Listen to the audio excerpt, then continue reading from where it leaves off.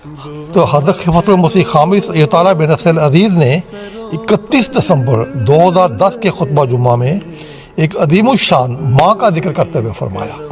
کہ ایک طالب علم جسے 2 گولیاں لگی تھی، جب اس نے زخمی حالت میں اپنی ماں کو فون کر کے بتایا کہ اس طرح گولیاں لگی ہیں، خون بہہ رہا ہے، تو بہادر ماں نے جواب دیا کہ بیٹا، میں نے تمہیں خدا کے سپرد کیا، اگر شہادت مقدر ہے تو جرت سے جان خدا کے حضور پیش کرنا، اللہ کسی قسم کی بزدلی نہ دکھانا۔ بہرحال اس بچے کو خدا نے محفوظ رکھا، آپریشن کے سے گولی نکال دی گئی۔ تو حضور نے فرمایا بس جس قوم کی ایسی مائیں ہوں جو اپنے بیٹوں کو شہادت کے لیے تیار کر رہی ہوں،